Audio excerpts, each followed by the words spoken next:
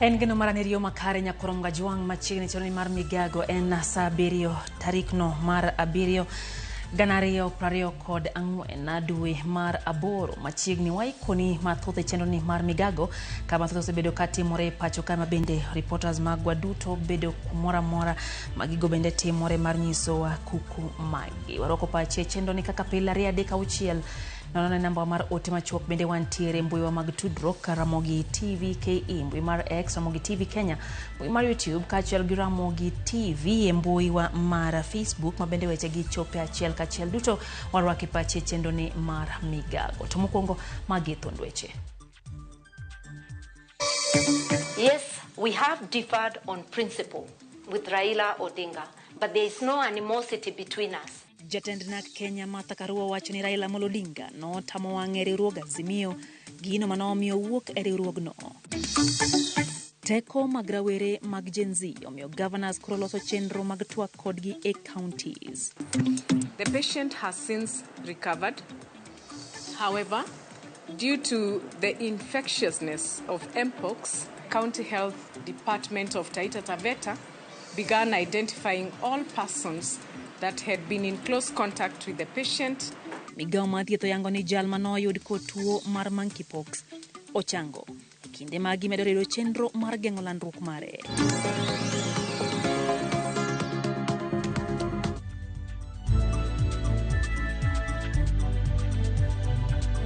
Machiegni nyakoronga juang chenro ni mar migago nyinga Lydia Ukeo. Jatend duond bura mar na Kenya Martha Karua okoni okenge manokao gi ogai mar ODM Raila Odinga yande otamo wang'e gino manomiyo wuok e riwruok mar Azimio la Umoja One Kenya Alliance. Martha wacho ni ne gibedo kod gwenyruok e chung' mar siasa gi Raila Odinga kaluwore ni ne odonjo e sirikal kendo tiyo kanyakla gi Kenya Kwanza ka okodeo midhiero ma oganda jo Kenya osebedo kakadho. Walter Nyambaga chakonwa chenro mar migago gi report no e yo machal kod ma. Ka oloso ko Citizen TV odhiambo manyoro, jatend nak Kenya Martha Karua koni ogai mar Azimio Raila Odinga nyocho tamo wang'e kendo bedo gele ka opando pache kinde ka kinde gino mane omiyo wuok e Azimio. Obviously disappointed, and as you saw, NAC Kenya gave notice to withdraw from Azimio. Yes, we have differed on principle with Raila Odinga, but there is no animosity between us. Karua koni ne giloso Azimio, kata kamano ne oyango ni pogruok e paro ne nyalo betie. Negi chano loso moko ketie lela. Penj maduong' en ni tang'o momiyo gisani ochikore ka ogunde kendo wuok e Azimio. If we were in government, and this is something we both knew, that a day could come when we differ on principle, we would be able to discuss it, and that's what I used to say during the campaign. You discuss it in-house. But you see now, Raila sort of withdrew to campaign for the AU seat, for which he needs government backing. Okoni okang' mar ODM donje sirikal en duoko chien dwaro mar jopiny mane geto yudo lokruok makare e yor telo. A very interesting confession by my former boss in the presidential elections and in Azimio, Raila Odinga. He first denied that ODM had entered government, and he said they had entered as individuals. Now what he said yesterday makes it obvious that he actually nominated them and gave them over to government. Whether from Azimio... Martha, wacho ni jotend migepe mopodhi kawuono, orem chia mar bede apisi Kakarua, ochayo od bura kolero ni onge kod thoche mar tamore gima sirikal mamalo dwaro. Firstly, I think that the cabinet nominations are a diversionary tactic, and the vetting becomes a circus in parliament, another discredited institution. Karua dok ne riwruok margi mamasa mar Kenya, mar Kamwene, kendo koni onge rach chako riwruok makamano ni mar gin bende gigeto yudo thuolo e sirikal. About Kamwene and Remuru 3, it is not wrong to organize around communities, so long as that organization is not intended to hurt the rights of others. The issues we were raising in Mount Kenya, which were about the very same finance bill 2024, which was later to be withdrawn, were issues affecting the rest of Kenya. But Mount Kenya seemed to be under psychological lock and even physical lock, because during the Azimio demonstrations, we were completely barred from penetrating Mount Kenya. Matho koni jatend piny William Ruto nyaka tang'ni mar jomatindo ok mor kod kit telo mare gisani, kendo kata loko jotend migepe ok norese e lwet rowere mag Gen Z. Ruto got the message that the people want him to go. They want a fresh start, and literally his mandate was withdrawn. Walter Nyamaga, Ramogi TV. Jonyuol mawuok Thika County ma Kiambu koro dwaro mondo mi sirikal odoge chenro machon mar siro som jopuonjre ka gilero ni chenro manyien sani hinyo jopuonjre mawuok e anyuola ma yuto gi ni piny. Nyaka ne sirikal chak chenro manyien mar siro somo ne jonyuol, ywak ni nengo somo sani ong'awore ahinya e pacho ka ne jogo ma onge kod nyalo.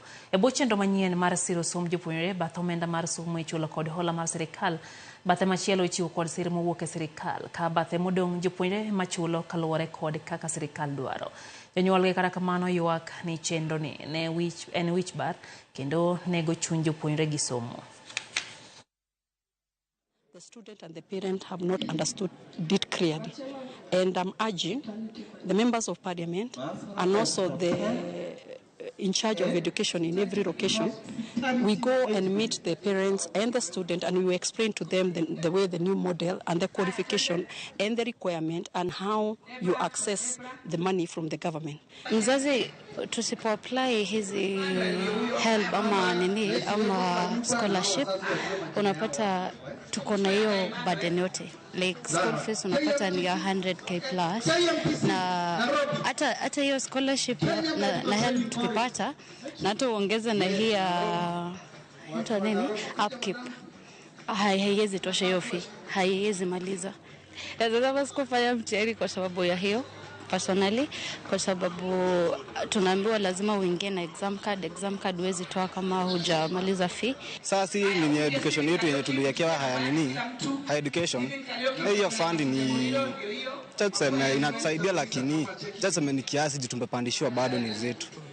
Netu lipandishwa, mzazi bado anang'ang'ana, lakini yeye kufikisha hiyo pesa ni tough black.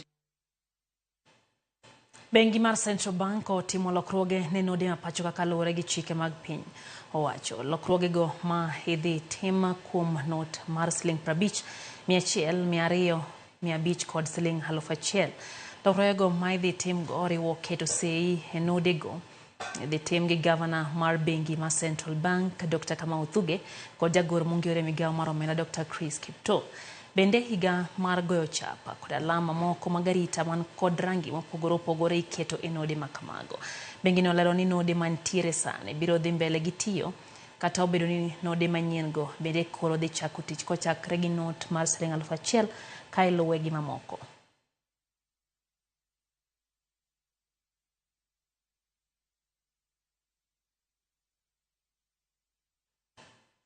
Kwa mbele ni migawo mar thieth oyango ni jatuo manyocha ogamo gwonjo ka ong'eche ma idendo ni Mpox koro osechango. Kaluwore kod ler ma ogol kod jagoro mong'ere migawo mar thieth Mary Mudhoni, jatuo no osebedo ka imiyo thieth manimba ka apisa mag migawo mar thieth bende osebedo ka timo nonro mar ng'iyo matut ewi gwonyo no mong'ere kaka Mpox. Mudhoni okoni migawo mar thieth medo keto kenge e tong' Kenya kod pinje libamba mag geng'o tuo no mano ochakore e piny mar Congo. Omedo ni kwayo jopiny mondo med luwo kenge duto mag geng'o tuo no. At Taita Taveta stop border point on 23rd of July 2024, he reported having symptoms of 2 weeks prior. The patient was isolated at Taita Taveta Sub-County Hospital. Skin lesion samples were taken. Results from the National Public Health Laboratories detected Mpox on 29th July 2024. The patient has since recovered. However, due to the infectiousness of Mpox and as per international guidelines for Mpox response, the Ministry of Health and the County Health Department of Taita Taveta began identifying all persons that had been in close contact with the patient.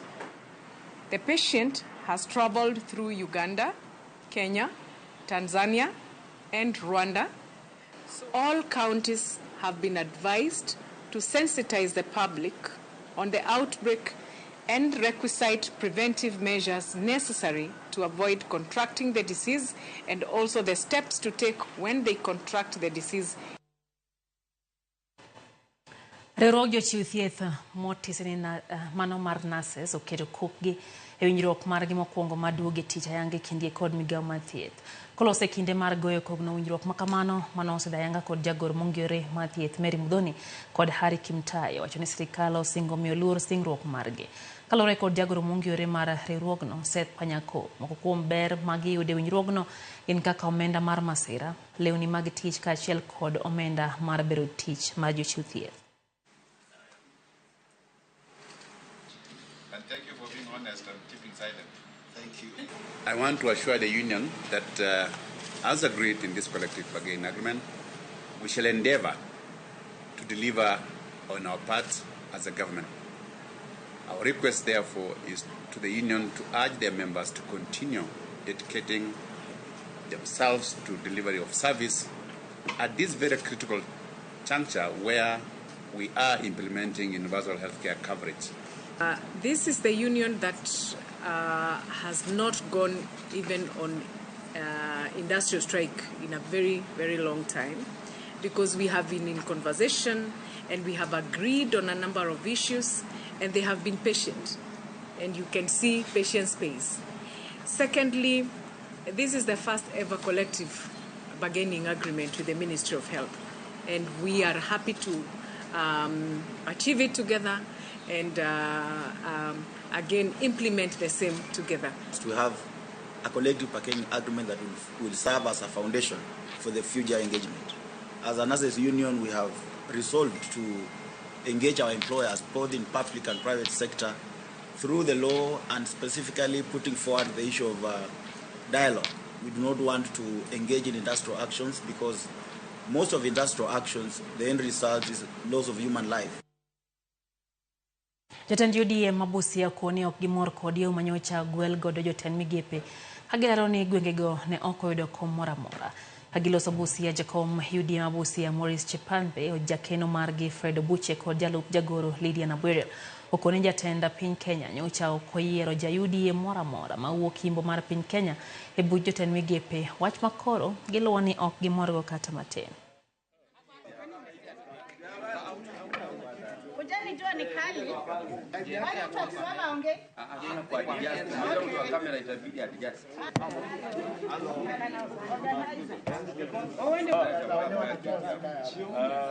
Western Kenya yote hatuna mwakilishi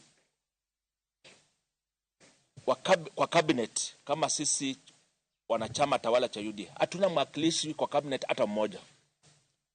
Hapo awali kulikuwa na Ababu na Muhammad alikuwa anatuwakilisha kama UDA Western mzima. Yeye ametolewa. Sasa sisi tumebaki kama watoto yatima katika nyumba yao wenyewe. Tunamuomba na tunamsihi sana kwamba aweze kuturudishia Ababu kwa cabinet secretary. Kwa sababu Ababu sisi hapa kama Busia tunamuona kama asset. Ababu ameshughulikia mambo yetu ya party hapa Busia, ameshikilia mambo yote ya party, ndio msingi wetu hapa. Nasema ya kwamba wakilishi wa UDA haiko katika cabinet. Na tunamuomba atusikize. Kama hata atusikiza, bado tutamuomba kama baba, kama party leader wetu atusikize. Kama si Ababu, pia tunasema ya kwamba atupatie mwakilishi kwa nini? Kwa cabinet ule wa UDA. Jokanya duond bura mar UDA County ya Bungoma oyiero mane en jaod bura mabumula Mwambu Mabonga kaka jakom makojolo maduond bura no e kinde mabende giseyo jaod bura ma Webuye West Dan Wanyama kuom ng'iko chenro mag duond bura no. Ne giwuoyo bang' bura mane gibedo gode apis duond bura no, kama jokanyo maduond bura no kotel ne gi jagoro mochung' ne tao chenro magi Kiprotich Siele, kama ne giwacho ni okang' mar yiero mane gikawo no geto tego duond bura no. Gilano ni lokruogego ibiro tim e sub counties duto kaka ywayo oganda Mondo ndikre duond burano ka giwacho ni huma ma duond burano chako dok chien omiyo gitemo duto ma ginyalo mar jiwe. And right now, I'm speaking as the interim county organizing secretary. I'm in place of the county secretary, who's what it does now, and I hereby declare that the Honorable Mambu Mabonga, the former member of parliament of Bumula, will be the interim chairperson until the elections are held in the county of Bungoma. Na sisi lazima tuonyeshe raisi kwamba sisi pia tumesimama na yeye katika ile mambo yote ambaye serikali yake imekuwa ikipitia. Ajue Bungoma County tuko nyuma yake. Kwa sababu sisi bado ni wanachama wa UDA, tungependa chama yetu irudishe umaarufu ile ilikuweko, na hata ikiwezekana tuongeze from 70% to 90%. Na sisi vile tumekaa hapa ni watu wale wa kujitolea katika chama cha UDA. Tumeanza kutangaza interim offices. At least hiyo itatuwezesha kutembea mashinani. Tunapokuwa hapa tumekuwa hatuna mwelekeo, hatujui tunaenda wapi. Functions chama zingine wanatembeanga na watu wao. Watu wetu wamekaa tu, wametapakaa. Hata tumeona wengine wamechotwa, wameenda kwa chama mgeni kwa sababu wanasema UDA haina mwelekeo. Daka na par koda biro bangsa biro marodio cheng chendo en migago iro kamano kuom kete mana kera Ramogi TV kapoko kwa yomo Kongo eno kamonika hakumu wachoni hose chope chendo kendo mora hinya gi weche gi manyien wachoni puoch gi pak ne rawere kuom yiengo piny Kenya moro mi gik moko koro time yo maratiro kendo en gi yie ni Kenya ok chak bed kaka ne ntiere chon nikech wan ka gin kaka Gen Z ok ginyal ling to Kenya dhi marach to moloyo weche mag mibadhi ma koro wachoni otiap nyaka sirikal wachoni nyaka koro girume pacho kairo kamana hinya Monica Vincent Kajomo wacho kachani entie Gemrai sub location North Nyakach ward ginkanyo ginyamo gi jaode Lilian Onyuro min Koli from Gemrai sub location gi Kajomo's family giwachoni gi ye giduto gi sero wach ma Martha wacho kanyo no bende kanyo ote manamo ure kanyo gi onegwa anega wacho kanyo ni entie kodwa e chendo olwal nyakwaro bugo to wacho ni kowuok Ulanda gi min gi Unisa Obuogo jaode Faith Miroyo gi Joel Naduto te gikete mane Ramogi TV e chendo ni mar migago nano bende wacho ni piny to osekawo mana kore wacho ni onyis jatend piny ni jopiny ok mor ok onyiso wa ni nyinge en ng'awa kata kamano ote no ochopo kae heyo ma owinjore no bende ote kanyo mochwal gi Unisa Aoko gi mano gi jaode wacho ni min gi Unisa Aoko kod Feni Miroyo kachiel gi Joulanda panen ote bende wase somo kanyo Morris Jagem wacho kama Ruto onego obedga nino osegol gi goyo mbolo moluongo ni vote of no confidence chon mondo mi owuogi apisi mano pache Godina Chieng wacho ni Dandora phase 4 Ramogi TV chopeyo makare Petronila Uma wacho kanyo ni entiere Masara Golden City yomora hinya gi chendo Sara Singa kantie wangneno West Kanyamkago bende wacho ni en ben kodwa kata kamano tuo mar Mpox no wacho ni machacho wiye matino kiani en tuo mane kata kamano goyo mos inosomo the reverend wacho ni NTCBD wacho ni Ramogi te gi jogo manene obed godiochieng makare Samio Kombo kantie Migori County 044 entie kodwa Brano Chieng bende wacho no sechope chendo Florence Chieng wacho kanyo ni Martha nyalo dhi adhiya nikech wacho kanyo no onge MCA entiere gi MCA moko Florence eno bende Leni Matete kanti Eldoret Okinyo Nyara Rangwe kantiere kodwa Koya Ringa Center wacho ni en bende osechopo kaka pile chendo ni mar migago no bende ote mar Peter Odero kantiere Halego Bambo Victor Olweny kantiere Siaya County Christopher Juma kantiere Kondigo kachiel gi Okinyo Nyarangwe rokamana hinya kuom ote mag wayo matin man migago kikidhi mabor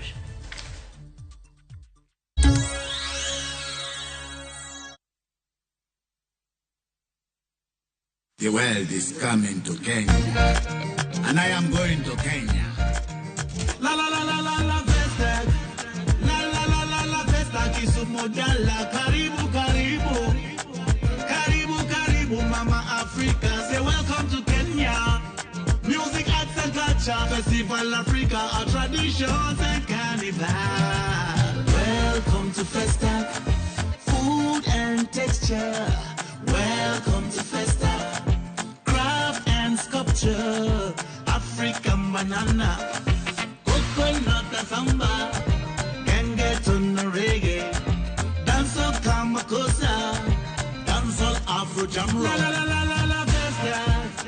La la la la la Festac. From August 25th to the 1st of September 2024, Kisumu, Kenya welcomes you to Festac Africa. To book your travel, visit viewtravel.com, the official travel partner for Festac Africa Festival.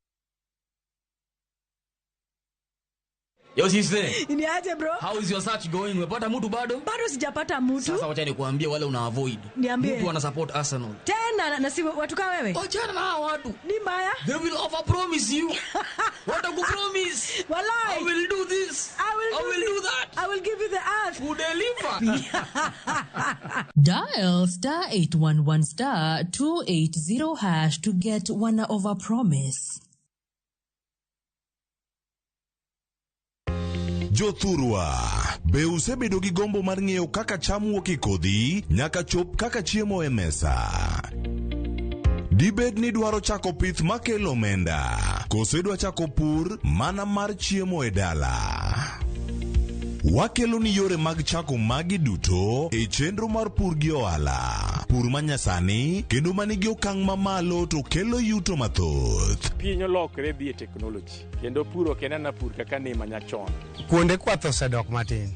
Tinyalo bet gi dhiang' achiel mar grade tikete e ot tiomone chiemo to chiemo. Pur mchele ber kendo nyalo teri mabor. Ngimani be nyalo lokore gi higa 2 kende kitiye yo morere. Pur gi ohala kelo ni jopur kendo joma olony e weche pur. Chieng' tich adek, saa 1:45 otieno, kik bai.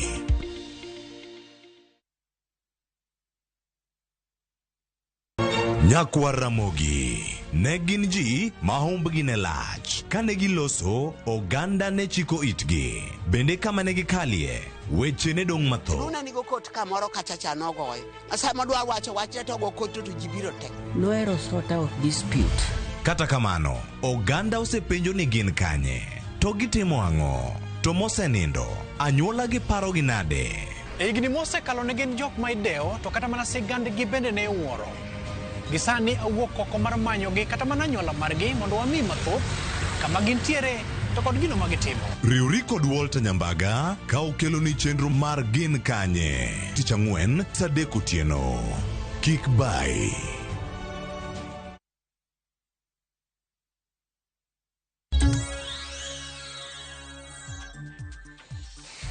Machiegni kero nyakoro mgajwang' chenro en migago wadhi mbele gi weche manyien. Governor Malaikipia Joshua Irungu obagoromo gi rawere maya yweng'e mopogore opogore kaunti no romo mageto goyo kod gi mbaka mar ng'iyo gik ma ok mor gi ngang' gi sirikal mare. Kaunti Malaikipia en achiel kuom kaunti no bedo kod kethruok mar mwande kinde ng'anyo mag Gen Z. Romo kama geto kel geng'o midhiero mamoko e kinde mabiro kendo yudo yore ma inyalo chop go dwach rawere go koreo koda ka yudo thuolo mag tije. Rawere gi wacho ni giikore timo tich moro amora e piny owacho pononi biro winj duondgi kendo migi thuolo mag tije ka bende giwacho ni giikore nyaka ne kombe madongo. Kwamba tuko na wanarika wengi sana ambao wameweza kugraduate universities na hawana kazi. So unakuta ya kwamba mzazi ameuza shamba yake, ameuza gari lake ili aweze kukupeleka shuleni, but ukimaliza shule unaambiwa tena ukajiandike. Ukienda tena kujiandika una capital ya kuanza kujiandika kazi. Ukienda tena kutafuta capital unaitishwa collateral, hauna hiyo collateral. So ndio maana tunasema wanarika waletwe kwa meza ili waweze kuangaziwa hizo shida. Tumesoma, tunaelewa mambo ya sheria, tunaelewa vile government ina work, but hatupei the priorities ili tuweze kufanya hizo kazi. Tumeamua kuongea na governor wetu kwa sababu tukiangalia manifesto yake ilikuwa about inclusivity. We need to be included as the young people in the government. Tunahitaji tukue na kazi katika county government so that kwa sectors kama za youth, we don't need a person who is so old to be there. We are going to have the Gen Z now, all our young people engaging with the executive, asking the executive the various hard questions in terms of how our roads, how the status of the health, and all these issues that are bothering our people out there, just like what Gen Z have done to the national, where they questioned the president until where the finance bill was to be dropped, where the cabinet was to be thrown out, and all these things is what we want really to engage on a very constructive and productive way with our young people. Jare wetongi magi kogwene masira marapae gweng makayo liba Naivasha masira manonyo wendo gi chariyo kalore kod obila miyo mahike ni diere kod nyathi matin no wetongi magi masira no kendo weyo dhano mathoth kod hinyruok bang break mar bus no chot kendo miyo lokore. Wachore ni bus no nene kod ji maromo 61 mane dhi tororo e piny mar Uganda Eliel.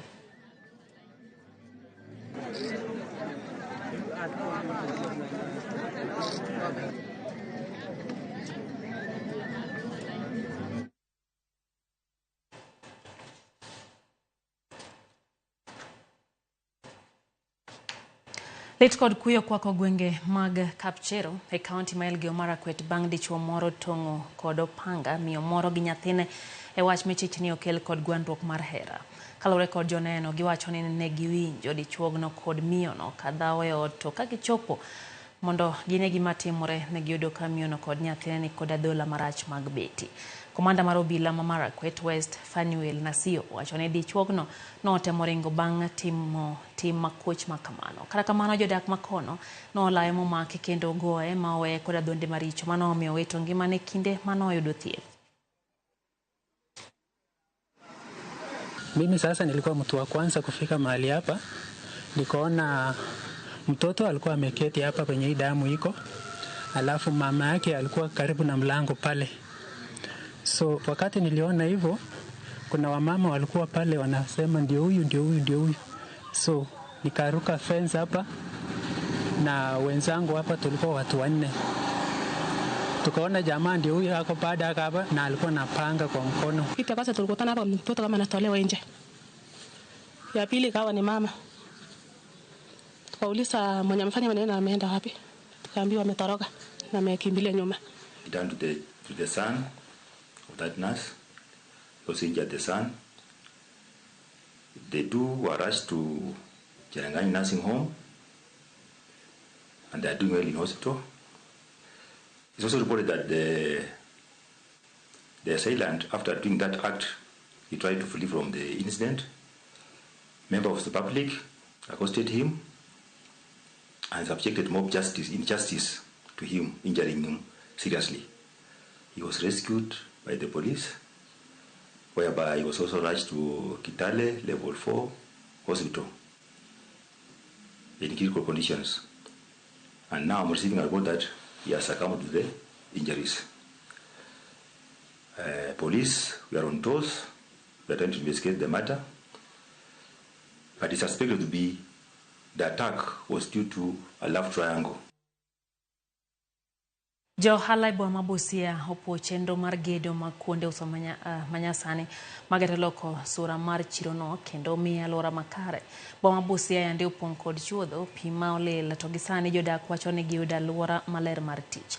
Kata bed ni magitimore MCA Rumba Tony Onyango kata kamano kwayo kaunti ya Busia dwaro ochwal ler makamano. Ei boma ma Busia kotinyo kuonde yengo geche kimamoko.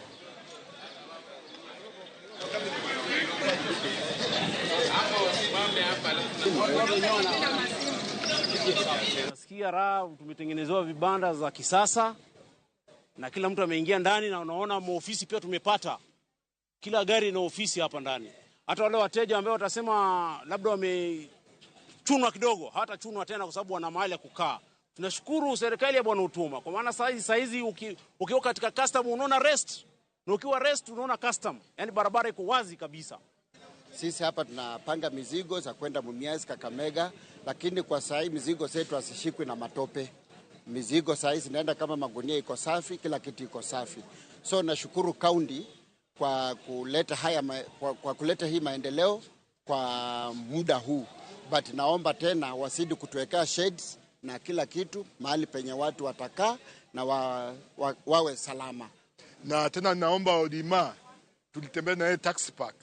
Naomba wale watu wa manguo asisahau aweke kwa mpangilio yake, kila mtu aenjoy hapa town. Hizi nafasi zimeachwa, hazitajengwa kibanda. Hivi vibanda vimejengwa hapa ndiye mwisho. Huko tutakuja weka umbrella za watu kujiekeza. Shades ndio tutakuja kuweka hapo penye wananchi wa abiria watakaa wakingojea gari. Kwa hivyo hii vile tumejenga hivi ndiye mwisho, hakuna nyingine tutaongezea. Johala machiro matoi dhi nyimegi gedo manyien mar kuondegi mag ohala tok muoch mar mach manowang'o chirono. MCAs ma kaunti ma Nairobi nolimo chirono odiochieng' ma kawuono mar kawo pach johala kaka inyal pog kony ma gisebedo ka giyudo. Kaka jafwambo marwa Ifinya Kedi lero kuom chiwo mar siling milion 1.5 manyo ochiw gi jatend ODM Raila Odinga, siling 400,000 ibiro mi familia manowito wedegi. Ma e chal mar chiro mar toi ndalo adek tok mach makoch muoch kendo miyo johala wito mwandogi kod ji 4 wito ngimagi. Johala osechako gedo manyien mar kuondegi mag ohala. E kindego, jotelo mopogore opogore otimo limbe e chirono mar kawo pach johala ewi kaka inyalo pog chiwo ma giseyudo. Koloso e chirono, MCA Masara Ng'ombe Ward Lawrence Otieno owacho ni e kinde mane gavana ma Nairobi Johnson Sakaja nolimo chirono, nokomiye thuolo makare mar loso kaluwore gi ichwang' mar jopiny ewi singo mosebed kichiwo maonge tim. Lawrence oyango ni kuom chiwo mar mabati 1,000 kod shillings milion 1.5 manochiw gi jatend duond bura mar ODM Raila Odinga, shillings 400,000 ibiro chiwne anyuola manyowito wedegi. Pesa mane jakomo chiwo nyoro total nyogin shilling milion 1.750. Ne asewuoyo kod jo wafanya biashara bane giwacho na mondo pesa no family ka family dhi misling 100,000 ma mondo gidhi ne ka ginyago chalo go ikrok mar dhi ko jogi manyogi wito ngima. Omedo ni achiel kuom yore mag keto arita makare e chiro matoi en mondo sirkand county oket picha mag wang' dede kata CCTV kod teyni marieny otieno. When the county will take over the management, I think the county government will organize now the security for our county to manage these security issues here. MCA Malindi Samson Ochieng to wacho ni nitie dwaro mar bedo gi geche mag nego mach kaachiel gi kuonde pi moromo e chiro matoi kod alwora mare. Bang' nong'o loche to nyakwa kuny pi makalori dwaro pi to ringo pi ka pi machiegni to dhi simo mach. Wach moro ni dhi simo mach toi to pi omo gidhurai ok nyal konyowa.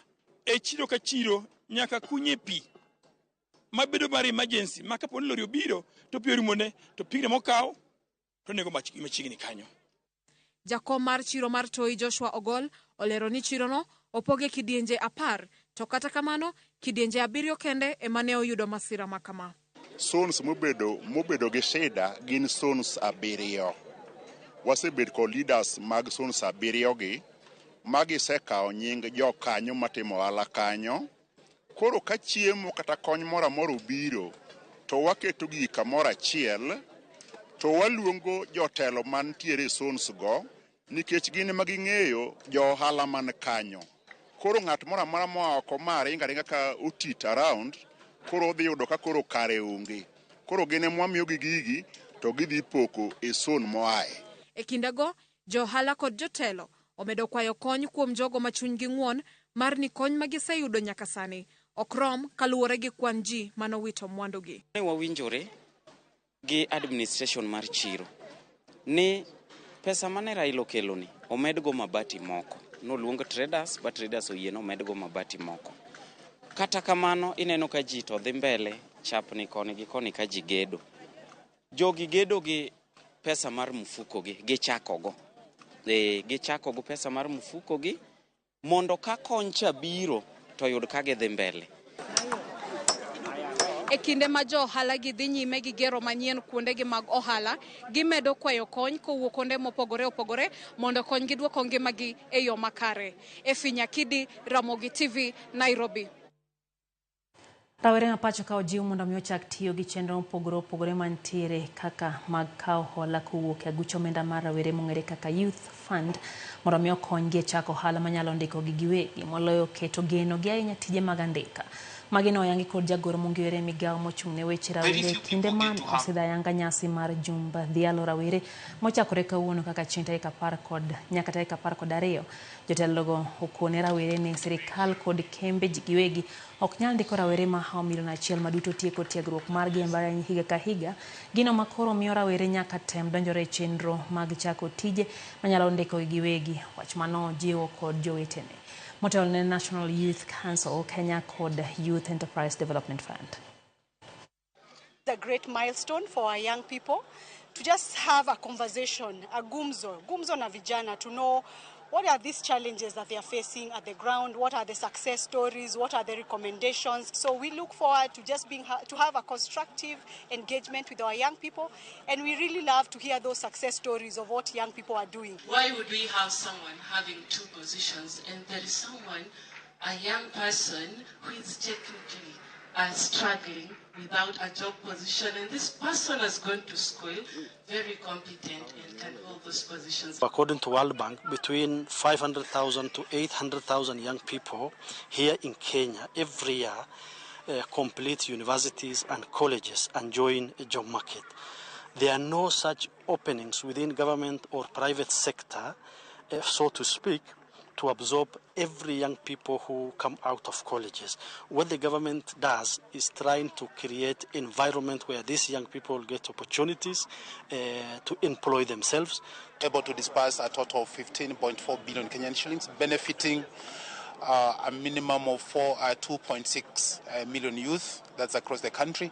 Most of the young people do not want to access money through the groups, so we have opened through the individual loans. The Youth Fund was created purposely to ensure that the young people are job creators. Chenro mar ng'igwenge wa ejumane odhi nyaka kaunti ma Homa Bay mar yango sigand gweng' ma Kindu Bay. Jafam mar Moise Ndadhiambo ntiere kod mathoth. Ramogi machiegni tielo machielo e chenro ni mar ng'igwenge wa. Jumani kalapapla mar ng'igwenge oke kaunti ma Kisumu. Ofuyo ma odhiopio e kaunti ma Homa Bay, Alwora, Gweng, Center kata Junction ma ong'ere ni Kindu Bay. Kaine nyawuodhi moro Ramogi kiwuok e kaunti ma Kisumu ka ichomo kaunti ma Homa Bay, chuno ni nyaka ang'e kal Center kata Junction ma ong'ere ga ni Kindu Bay. To sama ikalo kama ondik ni Kindu Bay, ang'o mabire pachi? Bende isepenjori gima omiyo inyalo chak kamoro ni Kindu Bay? To bedi wuore ni kare kama ikaloga ni Kindu Bay ni boke kama nowinjore Kindu Bay obedie. Machiegni mondo wawinja nena nono mar Kindu Bay mondo wang'e ni to kare kane ok owinjore obed kama ikale gani nowinjo obed gi kanye. Mokwongo wacho kod paro mopogore Ramogi mowuok kuom johala, jodak kod jogweng' mawuok e alwora ma Kindu Bay mondo mi ginyiswa nena ni to gin giparo ni ang'o momiyo dine chak alwora kama giwuoke ni Kindu Bay. Ka iluongo ni Kindu nikech johala no bire mang'eny manokwongo bire dho wath ka. Tok ne gin johala ma jo Afrika, ne gin johala ma Warabu, to ne giloko ohala mag gik kothe mag puothe, ne giloko njugu to giloko pamba. Koro ne gia kamoro ni miti moja wagwe, to kendo piende mag dhok mani yang'o ka bende ne gigolo ka to gitero Kisumu. Bana nyuola yudo ni en Kindu Bay. Awinjo man ne luonge gi nying joma chon manochako kuondegi. Kae mane chuny Kindu Bay Kanyasoro. Kae mane meli gowe. Ma meli ne go ka. Ma ute mag serial board mane no ka. Mago ka mane kane cham kane a Kisumu. Ne wan gi meli ka mayuare. Yan kaka ng'ama japuonj kama Bay tiende ni kama pi odonjo godo ei land kata ei kama low nitiere. Bang' winjo paro mopogore kaka jodak, jogweng' kaachiel kod johala oselieko ewi nying mar nono mar gweng' kata Center ma Kindu Bay. We koro wawinja nena ni kuku mar wach kotenore kod nono mar Kindu Bay ni kanye. Mano miyo chaka ni Kindu Bay ka ne nitie kama ne meli gowe iye kacha mane iluongo ni Kindu, kwe mano miyo luong ka ni Kindu Bay. To nying Kindu ni nobiro kaluwore gi Warabu moko nobiro ka. Koro Warabu nobiro gi Waindi pamoja. ibiro ka gia kamoro ni miti mbili ni ene ei Karachuonyo kae. Ne nitie murabu mane iluongo ni Haji Nasur mane ogedo kacha cha, eneno piere kacha cha. Emomiyo iwinjo ga kiluongo ni Kindu Kanyasoro. To ne en Haji Nasur, kasto Waindi bochako biro. Koro ne nitie Warabu gi Waindi kae ma koro ne iluongo ni wadhi e kind Warabu gi Waindi. Koro Waindi noduogo loka ka Murabu nodong' kacha cha. Emomiyo koro niluongo ka ni Kindu Kanyasoro. Kindu Waindi gi Warabu. Bei nikech meli ne go piny kacha cha, mwalo kacha cha. Ema koro nomiyo iluonge ni Kindu Bei kama ne meli goweno. So Kanyasoro to niluonge kaluwore gi Murabu mane ni kacha mane iluongo ni Haji Nasur. Emomiyo koro ne ji wacho ni wadhi Kanyasoro. Ema koro joluo to loko ni Kindu Kanyasoro. Nyakwara Mogi mana kamano bang' winjo kuku mar wach ewi nono mar nying mar Kindu Bei. Kindu Bei ni umbe landore kata ong'ere gi wach kata timbe mage. Gimong'ere go kabisa ni kano chopo dwe mar 8 to ne en somo kata nyiri ne duogo. Nyiri mano senyom ne duogo mielo so. Mane mong'ere rabe ne nitie maber moromo. Paya ne nitie ka lakini en gik matiyo kti. Jokindi wacho ni ohero raha. To nikech kendo ng'eny jo thumbe mane ntiere, ng'eny gi ne a e gweng' waka kaka Ramogi ne ase kaka wang' chieng'. Ng'ato ne nitie Nathan bende ja Karachuonyo ka. Koro mane momiyo Kindu nolandre ahinya kaeto gi show mane timore ka. Ne wan gi kamoro kacha noger e higni machon sana gi Waindi mane ne kage. Ne en kama ne jothumbe puonjore go thum. Emomiyo koro ne Kindu ne umbe landore kabisa. Ne en kama jothumbe puonjore go thum. Kata ibed jathum mane, onge jathum moko biro puonjore go thum Kindu ka. En kama raha ng'enye. Nikech kaka dho nam iyudo ka nitie ji mabire mopogore opogore. To bende nitiere dongruoge makar dak, center kata junction ma Kindu Bei osenyuolo nyaka nochakre e alwora ni. Medruok nitie stima ne onge, sani wan gi stima, ndara moko ne onge, sani wan gi ndeche. Wan gi lam mokel to ong'ade i duka ka to ene highway malo. To bedo lam ng'ado kani bendo omiyo wabedo gi tich matek. Nikech ng'eny ji neno mana ni pesa nitie wi lam oko kucho. To wi lam oko kucho onge chiro. Chiro ni mwalo ka e kama ntiere lop sirikal mobedo designated ne chiro. Makata sani king'iyo loka ndara kucho tineno site mar chiro migero mancha Mama County o Commission to en gima pod dhi nyime pok orumo. Koro bedo lam malo to kalo kani ohinyowa nikech ji dhi malo to mtokni bende luwo mana malo. Gik matindo nitie neno ka osechak chiro igero no. To gima dagomba ahinya madichier Kindu waka en waonge bank. Pod watiyo mana gi M-Pesa. Utende to wan go madongo mabeyo, Big 5 Piccadilly gini go nitie manyalo rwako welo. Gedo osegerore kabisa kendo kabila gi kabila. Ni e iye ka osiptende nitie, sikunde nitiere, kanisni nitiere and mosques bende nitiere ka. Nikech wan gi grube ma jo Muslim to wan gi jogo ma bende jo Kristo. Chon ne en mudho ma gimiluongo ni stima ne onge yo, be ne en mana yo adi mane kalo kani mineno kori kadhi mwalo ni kata madhi e paya makoro udhi sani ne pod onge. Koro gi sani tokeno yo biro kasto ohala ne ni ka mane ber nikech Waindi ne ng'eny ka gi Warabu mane timo ohala kae. To lokruok malich ahinya ma Kindu osebedo go to kaneno mana gima timore ka ni Kindu ka thoth joma ni Kindu Bei town gin joma nodhi ma odonjo Islam, en din mar Islam. Koro gie sani taneno ka dinde mamoko bende bire bet gi ng'eny. Koro wan gi din Islam, wan gi dinde mopogore opogore mag jo Kristo gi mane Kindu Bei ka. To bang' winjo moko kuom dongruoge ma jogweng' kata johala ma Kindu Bei osekwano. Rem mage ma Kindu Bei pod ni godo makotim to Kindu Bei nyalo dongore kaka owinjore. Waneno ni kadipo ni meli nyalo biro Kindu ka kata wuodh nam nyalo chakore ka to ndara bende dhi to mwalo ka bende chiro bede ni en active to Kindu nyalo bedo Kindu maber. Ka koth ochwe maber kaka ancha koth chwe cha mwalo ka bedo flooded nikech pi onge wang'ayo malong'o ma pi luwo. Pi donje mier, pi daro ji nikech pi okomi wang'ayo. Ndara ma wuok e Kindu Bei town nyaka Seka ogo lam mondo geche oluw ka stage obi mwalo ka mondo chiro ni ochier apaya ka bende ger nwa mondo meli oduogi. Depot ni bende kelnwa chiemo mondo kinde oduog kinde machon. Sub district kanyo wan gi almost at the level 4. To gima wayuago en mana yath incha dhi kanyo kata sindan machuogo ng'ato imanya ok yudre.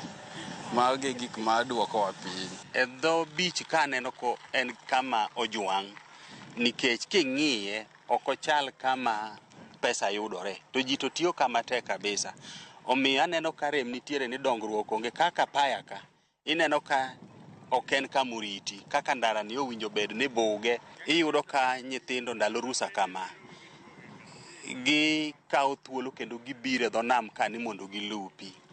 To mas samoro miyo nyithindo gi ng'eyo pesa chon. Koro ka wapuonjogi kaka jopuonj to ok gi winj weche mag somo. Omiyo akwayo beach management ni mondo bed motegno mondo kik giyiene nyithi sikul obi e dho nam kani lupo. Jok ma lupo winjo bed joma dongo mosewe sikul. Investors pok obiro kinu kaka luore gi onge marang'o marudi minyalo time ang'o biashara momiyo ineno ka kidhi malo kuma koro ji ong'e ni Kindu Bay Town Macha is a junction ma bende kuro onge lop sirikal moro amora gin malope ji giwegi mwalo kama wantie ni mantie gi lope sirikal ma ji onego bed ni development itime to bing ni ndara nodhi okalo malo we ka oko osechwanyo Kindu Bay Town malich ahinya ma ka inyalo ket bypass madonjo e Kindu ka mondo mi ji ogerudi moko ma investors iyudo kata mana supermarkets onge manyabiro mwalo ka nikech onge ot moro amora ma ng'ato nyalo yawe supermarket. Mana kamano nyakwara Ramogi gi kanyo mwachopo godo e giko matelo makawuono e chenro ni mar ng'egwengewa. Oriti masani nyakwara Ramogi warom kendo juma manyien kuma bro duogo kod nono mar gweng' machielo. Nyinga Millicent Adhiambo kata kiero inyaluonga ni Nyaboma.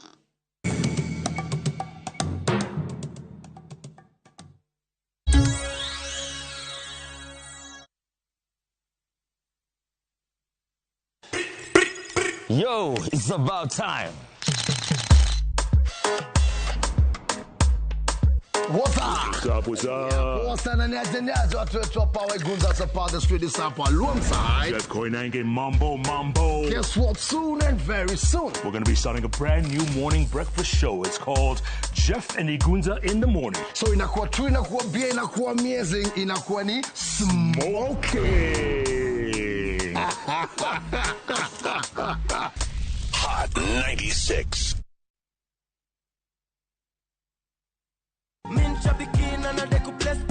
I resigned from work about 2 years ago, so I'm running a shop, doing different items, the cereals. Once I deposit to my account, take 10% to Subukia Shrine. From there, now I'm going to boost my business. Possibly after 3-4 months, you come and visit me in Machakos, you'll see some difference. Bonuses nazo ni no.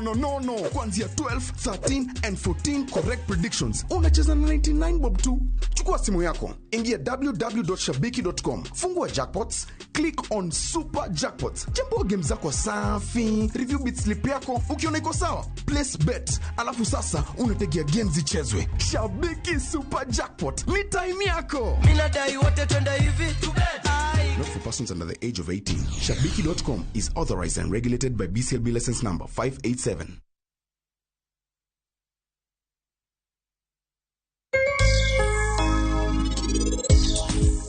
Lumni ke pedo ka udweche adek tichako ke tibiro bedo ga kikeyo bang' dwe ke dwe nyaka bang' dweche higa auchiel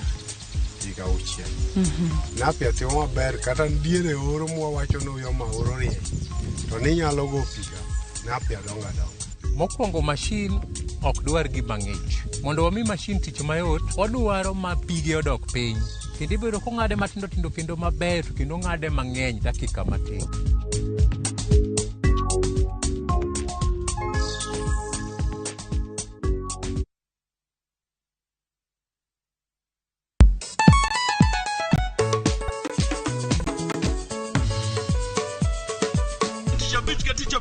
Kochakore sang'wen wakelo ni ngoma mobedo piny design makare. Ramogi TV biro kanyakla kachiel kod Ramogi Radio kama bende stima riwore kod pi. Yawanya wauntie kikubed mabor nyakoro mgenyen kech kai ekumi yudo gik mamit kabisa e Ramogi Night Disco. Maintain your position. Either you can fire goody a local instrumental. Wawachuni kete manaka. Teacher Beach ka Teacher Beach, Sangwen Otieno.